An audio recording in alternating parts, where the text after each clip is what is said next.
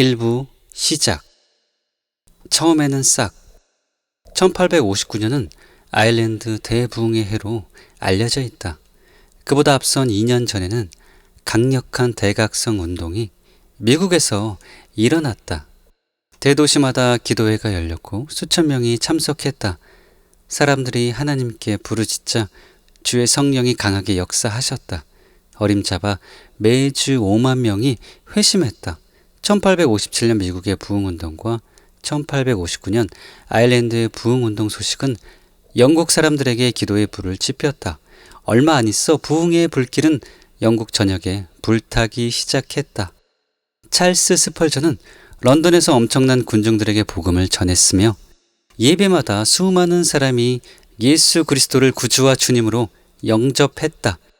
영국 웨일스에서는 크리스마스 에반스가 놀라운 전도 사역을 펼치고 있었다. 집회마다 회심자들은 너무나도 행복에 넘쳐서 기뻐 춤추곤 했다. 에반스는 그들을 제지하려고 하지 않았다. 이 때문에 수십 명의 불신자가 바로 그 말할 수 없는 기쁨을 맛보기 위해 그리스도를 찾았다. 동시에 영국 전역의 웨슬리 감리교회에 참석하는 많은 사람의 마음이 이상할 정도로 따뜻해졌다. 전도자 중에 하나인 윌리엄 부스는 특별하게 쓰임 받았다. 1859년에 그는 웨슬리 교회와 단절하고 오로지 전도사역에 집중하며 런던의 동쪽 끝 슬림가를 그의 첫 사역으로 선택했다. 죄인 중에 괴수가 가장 위대한 성자로 변하여 영국 전역을 돌며 복음을 전했다. 감리교 목사였던 부스는 후에 구세군을 창설했다. 이처럼 부흥이 일어난 해인 1859년에 영국 오크셔의 맨스턴 초라한 오두막집에서 스미스 위글스워스는 태어났다. 그가 캘리포니아의 리버사이드에서 집회를 인도하던 어느 날 우리는 그에게 물었다. 목사님의 이야기를 해 주실 수 있을까요? 그는 우리에게 자신의 얘기를 들려주었다. 위글 스미스의 어린 시절, 나의 아버지는 매우 가난했다. 어머니와 우리 삼남 1녀를 부양하기 위해 쥐꼬리만한 보수를 받고 장시간 일했다. 기억나는 일이 있다. 어느 한 서리가 내린 날 나의 아버지는 길이가 7야드 6.4m, 깊이가 1야드 0.9m 되는 도량을 파고 그것을 다시 메꾸는 일을 맡았는데 고작 보수는 3실링 6펜스, 약 87센트였다. 어머니 말로는 그가 조금만 기다렸으면 땅이 녹아 일하기가 훨씬 쉬웠을 것이라고 했다. 그러나 아버지는 먹을 양식을 위해 그 돈이 필요했다. 집에 먹을 것이 하나도 없었으니까 말이다. 그래서 아버지는 곡괭이로 작업을 시작했다. 서리의 두께가 1야드 0.9m는 좋게 되었지만 딱딱한 땅 밑은 부드럽고 젖은 진흙이었다. 아버지가 이 작업을 어느 정도 하고 있을 때 울새 한 마리가 갑자기 나타나 벌레 하나를 잡아먹고 근처의 나뭇가지로 날아가더니 거기서 즐거운 노래를 불러댔다. 그때까지 아버지는 낙담에 있었는데 그 율새의 사랑스러운 감사의 노래에 매료되어 새로운 용기를 얻고 다시 활력을 내어 땅을 파기 시작하면서 이런 말을 했다. 저 울새가 벌레 하나를 위해서 저렇게 노래할 수 있다면 나도 나의 착한 아내와 나의 멋진 내 자녀를 위해 아버지답게 일할 수 있는 거야. 나는 6살 때 들판에서 일자리를 얻어 순물을 뽑고 씻는 일을 했다. 기억나는 것은 아침부터 저녁까지 순물을 뽑느라 내 작은 두 손이 얼마나 아팠는지 모른다. 7살 때는 형과 내가 모직 공장에 일하러 갔다. 나의 아버지는 같은 공장에서 방직 공장으로 취업했다. 그때부터는 우리 집 형편이 훨씬 나아져서 먹을 것이 더 풍부해졌다. 나의 아버지는 상당한 새 애호가였다. 한때 우리 집에는 지저귀는 새가 16마리나 있었다. 나 역시 아버지를 닮아 새를 굉장히 사랑해서 기회만 되면 새 둥지를 찾아 나서곤 했다. 나는 새 둥지가 8, 90개 정도 있는 것을 항상 알고 있었다. 한 번은 내가 어린 새들로 가득한 둥지를 발견했는데 버려진 줄로 생각하고 집으로 가져가 내 침실의 공간을 마련해 주었다. 그런데 어찌된 일인지 어미새들이 그들을 발견했고 내 방 열린 창문을 통해 날아 들어와서 어린 새들을 먹이곤 했다. 한 번은 개똥집박이와 종달새 2마리가 내 방에서 어린 새들에게 먹이를 주기도 했다. 형들과 나는 끈끈이로 지저귀는 새를 몇 마리 잡아서 집으로 가져와 후에 시장에서 팔기도 했다. 나의 어머니는 바느질에 능해서 주로 어머니가 받은 헌옷으로 우리들의 옷을 전부 만들어 주셨다. 나는 보통 소매가 3.4인치 더 긴 외투를 입었는데 추운 날씨에는 대단히 아늑했다. 나는 그 시절의 긴 겨울밤과 아침 5시에 침대에서 나와 재빨리 식사를 해치우고 3.2km 걸어서 6시까지 일터에 나갔던 때를 잊을 수 없다. 우리는 매일 12시간을 일해야 했으며 나는 종종 아버지께 이렇게 말씀드렸다. 공장에서 오전 6시부터 오후 6시까지의 시간은 유독 길어요. 아버지가 내 말에 답을 하실 때 아버지의 눈에 눈물이 글썽이는 것을 본 기억이 있다. 그래도 6시는 어김없이 올 거야. 때로는 그 시간이 한 달같이 느껴지기도 했다. 나는 하나님을 간절히 사모하지 않는 때를 도저히 회상할 수 없다. 아버지도 어머니도 하나님을 알지 못하셨지만 나는 항상 하나님을 구하고 있었다. 나는 종종 들판에서 무릎을 꿇고 하나님께 나를 도와주세요라고 간구했다. 나는 특히 새 집이 어디 있는지 찾을 수 있게 해달라고 하나님께 기도했다. 기도한 후에는 정확히 어디를 보아야 할지 알아내는 본능이 있는 것 같았다. 한 번은 천둥을 동반한 폭우가 심할 때 걸어서 일터로 갔다. 천둥이 치고 번개가 번쩍일 때 나는 30분 동안 마치 불길에 휩싸인 것 같았다. 나이는 어렸지만 나의 마음은 하나님께서 지켜 보호해 주시기를 부르짖고 있었다. 그랬더니 하나님께서 나를 그의 은혜로운 임재 안에 감싸 주셨다. 번개에 휩싸이고 온몸이 흠뻑 젖었지만 나는 전혀 두렵지 않았다. 하나님의 능력으로 내가 보호받고 있다는 것을 느낄 뿐이다. 나의 할머니는 옛날에 웨슬리 감리교도로 본인이 참석하는 집회에 나를 데려가곤 하셨다. 내가 8살이었을 때 할머니의 교회에서 부흥 집회가 열렸다. 기억이 나는데 어느 주일 아침 7시에 참석한 사람들 모두가 교회 중앙의 큰 난로 주위에서 춤추며 손뼉을 치고 노래를 불렀다. 오 어린 양, 피 흘리는 어린 양, 갈보리의 어린 양, 죽임당하신 어린 양, 나를 위해 중보하시려고 다시 사신 어린 양. 회심, 그리고 더 깊은 영적 생활. 내가 손뼉을 치며 그들과 함께 찬양할 때 새로운 탄생, 거듭남에 대한 명백한 지식이 내 영혼 안으로 들어왔다. 나는 갈보리 어린 양을 우러러 보았다. 그분이 나를 사랑하시고 나를 위해 죽으셨다는 것을 믿었다. 생명, 곧 영생이 들어왔고 나는 하나님에게서 온 새 생명을 받았다는 것을 알았다.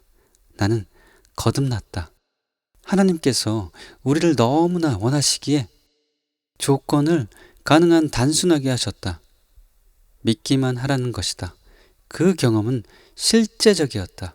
그래서 나는 그날 이후로 나의 구원을 의심해 본 적이 한 번도 없었다. 나는 말수가 적었다. 오래 살수록 생각은 더 많아졌지만 내 생각을 표현하는 언어는 줄어들었다. 이러한 부분이 나의 어머니를 닮았다. 어머니가 이야기를 시작하면 말에 조리가 없어서 아버지가 이런 말로 끼어들어야 했다. 아니 여보, 다시 말해봐. 어머니는 말로 자신을 표현할 줄 몰랐고 나도 마찬가지였다. 그러나 나는 집회, 특히 모두가 간증하는 집회에 참석하는 것이 즐거웠다. 나는 나의 간증을 하려고 일어나곤 했지만 내 영의 깊은 곳에서 느끼는 바를 전달할 만한 단어가 없었다. 그래서 나는 언제나 울부짖곤 했다. 그런데 기억에 남을 만한 어느 날이었다. 내가 아주 가깝게 알고 있던 노인 3사람이 말을 못하고 울고 있는 나에게 다가와 내게 안수했다. 주의 영이 나에게 임하였고 나는 즉시 속바우로부터 해방되었다. 나는 믿을 뿐 아니라 또한 말도 할 수 있게 되었다. 나는 회심한 때부터 영혼을 구원하는 자가 되었다. 내가 그리스도께로 인도한 최초의 사람은 나의 사랑하는 어머니였다. 9살이 되었을 때 나는 키가 컸다. 그래서 나는 공장에서 풀타임 일자리로 직장을 얻었다. 그 당시에는 학교가 의무교육이 아니었기 때문에 나는 교육을 받지 못했다. 아버지는 우리가 모두 성공의 교회로 다니길 원하셨다. 아버지 자신은 교회 나갈 마음이 없었지만 그 교구 주임 사제를 좋아했다. 그들은 같은 선술집에서 만나 함께 맥주를 마셨기 때문이다. 나의 형과 나는 성공의 교회의 성가대에 섰다. 나는 악보를 읽을 줄 몰랐지만 찬송가의 곡조는 금방 배웠다. 성가대에 선 아이들은 대부분 12살의 나이로 주교로부터 견진성사를 받아야 했다. 주교가 나에게 안수했을 때 나는 12살이 아니라 9살에서 10살 사이였다. 내 기억으로는 그가 안수할 때 40년 후 내가 성령 세례를 받을 때 느꼈던 것과 유사한 경험을 했다. 나의 몸 전체가 하나님의 임재 가운데 충만했다. 그 충만함이 며칠 동안 내게 계속 남아 있었다. 견진성사 후에 다른 모든 소녀는 욕설도 하고 싸움을 벌였지만 나는 그들과 나 사이의 차이가 무엇일까 궁금했는데 바로 그것이 이유였다. 만남의 축복. 내가 13살 때 우리는 브래드포드로 이사했다. 그곳에서는 웨슬리 감리교회에 다녔는데 더 깊은 영적 생활로 들어가기 시작했다. 나는 하나님을 매우 갈망했다. 교회에서는 특별 선교 집회가 열리고 있었는데 7명의 소년들을 택하여 간증하게 했다. 나는 선택된 7명 중 하나였으며 15분 간증을 위해서 3주간 준비했다. 3주 동안 나는 기도로 살았다. 기억나는 것은 내가 간증하기 시작하자 아멘과 외치는 소리가 대단히 컸다. 내가 무슨 말을 했는지 생각이 나지 않지만 나는 아주 강한 열정, 곧 사람들에게 나의 구주를 알게 해주려는 불타는 소원에 사로잡혀 있었다. 그 당시에 나는 항상 산의 아이들을 만나 그들에게 구원에 관한 이야기를 해주었는데 그때마다 퇴짜와 질책을 많이 받았다. 내게 있는 큰 기쁨을 나눠주고 싶었지만 대부분은 내 말을 들으려는 진지함이 없는 듯 보였다. 나로서는 참으로 알다가도 모를 너무도 이해되지 않는 일이었지만 내가 요령이 별로 없었던 것 같다. 나는 많이 읽을 수는 없었지만 늘 신약 성경을 지니고 다녔다. 내가 16살이 되었을 때 구세군이 브래드포드에서 사역을 시작했다. 나는 이 성실한 구세군 사람들과 함께 있는 것이 즐거웠다. 그 당시에 영혼 구원을 위한 금식 기도가 나에게 깊은 감명을 주었다. 매주 수십 명의 불신자가 그리스도께 마음을 바치는 것을 보게 되었다. 내가 일하는 공장에는 플리머스 형제단 교회 소속의 경건한 사람이 한 분 있었다. 그는 증기 파이프 시설공이었다.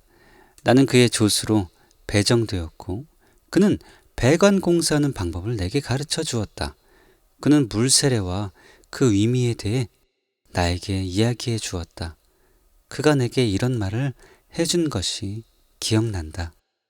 내가 세례받는 일에 주님께 순종하면 주님께서 내게 뭔가 큰 일을 해주실 거야.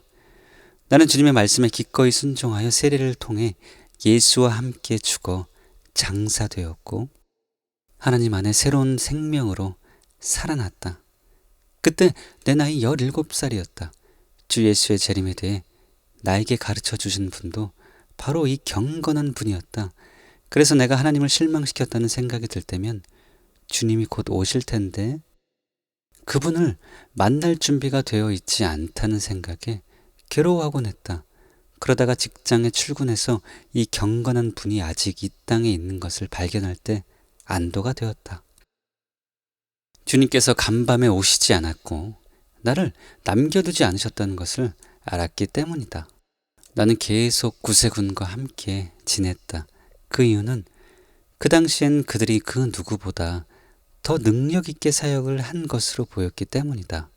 우리는 밤새도록 기도를 하곤 했다. 성령의 능력 아래 쓰러지는 이들이 많았으며 때로는 한 번에 24시간 동안 오래 쓰러져 있는 일도 있었다. 그 당시엔 그것을 성령 세례라고 불렀다. 초기 구세군 신도들은 능력이 대단했으며 그들의 간증과 삶의 능력이 나타났다. 우리는 함께 참여하여 매주 50명에서 100명의 사람을 믿음으로 주장해서 그 영혼들을 얻곤 했다. 아, 오늘날은 영혼 구원을 위해서가 아니라 육체적 나타남을 위해 전력을 다하는 이들이 많다는 것은 슬픈 사실이다. 나는 주님을 앙망했다. 주님께서는 확실히 모든 면에서 나를 도우셨다. 나는 18살 때 일자리를 얻으려고 한 배관공에게로 갔다. 구두를 윤희나게 닦고 옷깃을 깨끗하게 하고 이 사람의 집으로 가서 일자리를 신청했다. 사람이 필요치 않네라고 그가 말했다. 사장님, 감사합니다. 시간을 뺏어서 죄송해요. 그 사람은 대문 밖으로 걸어 나가는 나를 다시 불러 말했다. 너에겐 뭔가 다른 점이 있구나. 너를 그냥 보낼 순 없겠다. 그는 일렬로 늘어선 집에 수도관을 설치하는 일을 하도록 나를 보냈다. 그 일을 나는 일주일 만에 마쳤다.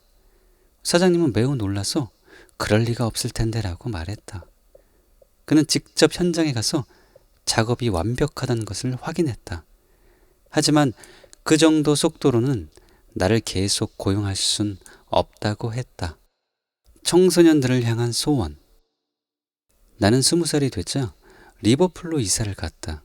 하나님의 능력이 내게 강하게 임했다. 나는 청소년들을 돕고자 하는 강한 소원이 있었다. 매주 나는 맨발에다 누더기를 걸친 굶주린 소년 소녀들을 수십 명이나 내 주위에 모으곤 했다. 나는 일을 해서 돈을 꽤 벌었는데 그 모든 돈을 그 아이들 먹이는데 다 썼다. 우리는 부두의 헛간에서 모이곤 했는데 그러나 얼마나 굉장한 집회였는지 거기서 수백 명이 구원을 받았다. 내 친구 한 명과 나는 병원을 방문하는 일에 전념했으며 많은 배들을 찾아가 전도했다. 하나님께서 가난한 자들을 돌보는 굉장한 마음을 나에게 주셨다. 나는 열심히 일해서 번 돈을 몽땅 가난한 자들에게 썼고 나 자신을 위해서는 한 푼도 쓰지 않았다. 나는 주일마다 온종일 금식하고 기도했다. 나는 10대 아이들과 함께 모이는 집회에서, 병원에서, 선상에서, 그리고 구세군에서 하나님의 능력으로 구원받는 영혼이 항상 50명 이상이었다. 이때는 영적 각성이 크게 이루어지는 시대였다. 구세군 집회에서는 책임자가 늘 나에게 설교를 하라고 했다. 나는 왜 그가 나에게 그런 부탁을 하는지 알 수가 없었다. 내 말은 항상 엉망이었고 사람들 앞에서 울곤 했으니까 말이다. 나는 눈물을 억제할 수 없었다. 나는 좀 더 웅변초로 말할 수 있는 세상에 태어났어야 했다. 하지만 예레미야처럼 나는 눈물이 샘솟는 사람이었다. 그러나 내가 사람들 앞에서 울 때 이로 인해 종종 영접 기도로 이어지곤 했다. 나는 그 시절에 대해 하나님께 감사드린다. 왜냐하면 주님이 나를 상하고 회개하는 심령 상태에 있게 하셨기 때문이다. 그 리버풀 시절의 추억이 내게는 너무도 소중하다. 23살쯤 되었을 때 나는 브래드포드로 돌아가라는 인도를 받았다. 배관공으로 자영업을 하면서 구세군을 돕는 일에 여유 시간을 보내야겠다는 강한 인도하심이 있었다. 바로 그곳에서 나는 세상에서 가장 좋은 여자를 만나게 되었다.